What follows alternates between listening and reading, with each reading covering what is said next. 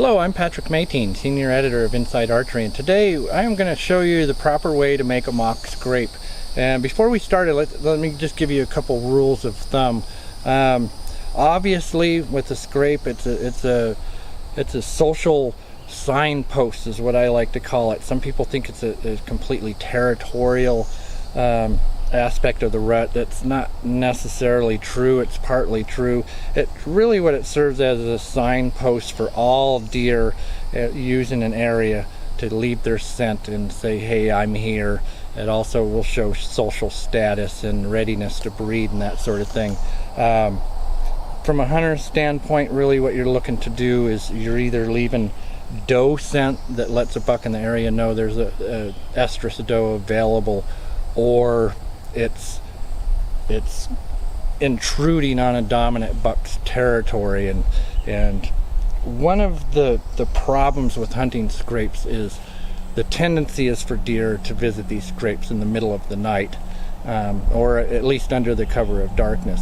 And what these Magnum scent drippers from Wildlife Research do is, because of the way this is built, it only dispenses scent during daylight hours. And when the ambient temperature changes, the pressure inside this chamber changes and it drips scent. So what that does, because it's only depositing scent during the day, it encourages daylight visits, which as a hunter you can only hunt during daylight hours during legal shooting hours. So that's the goal. And another thing, before you start, you need to obviously put the scrape in an area where deer are using a funnel, places where deer already come through. Ideally, I like to have existing scrapes. I used to set up right on top of existing scrapes, trying to create some competition. I've actually discovered that if I just move off just a tad and build my own scrape, that actually causes more competition. The buck has to check his and this new guy that moved into the neighborhood. That's his perception in any case. So in any case, it needs to be where deer want to be, which is number one rule. And you also have some certain conditions. There's always going to be an overhead branch.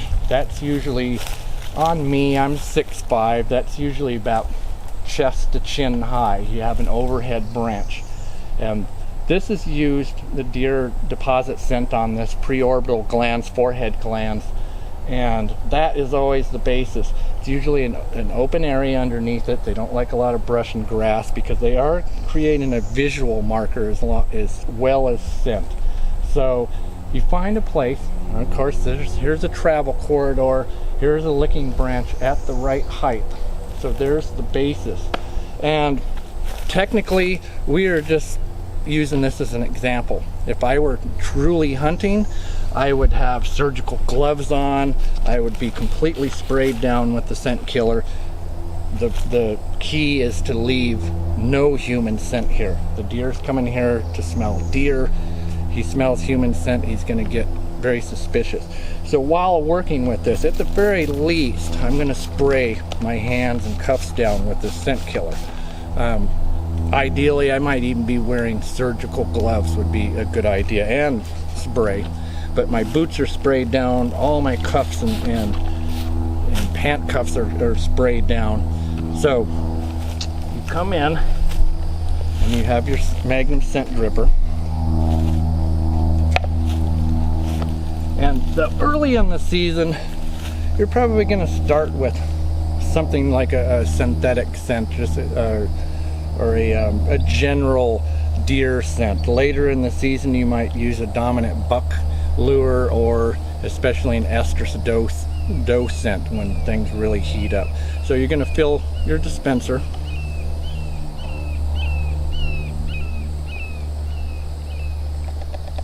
I might even dribble a little bit of this in here on my licking branch. Oop.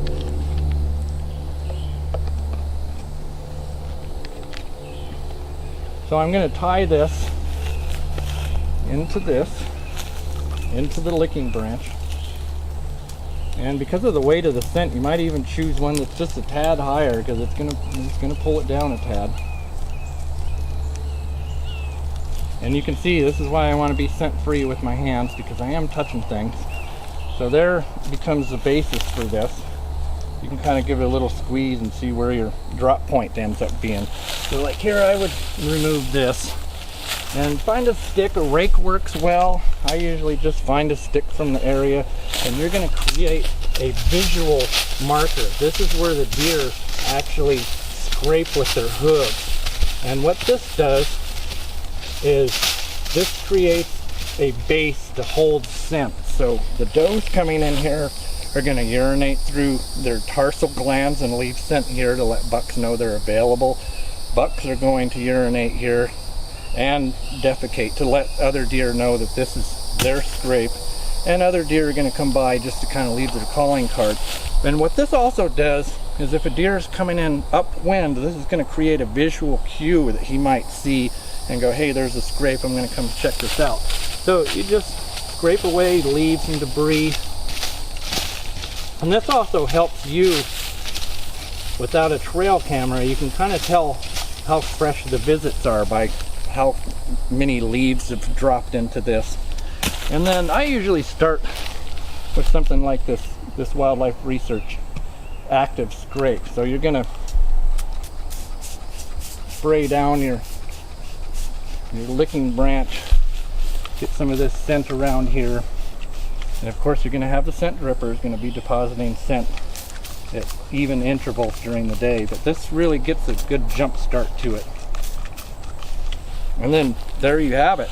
So you back off downwind, obviously, set up your stand within range, and this will encourage more daytime visits.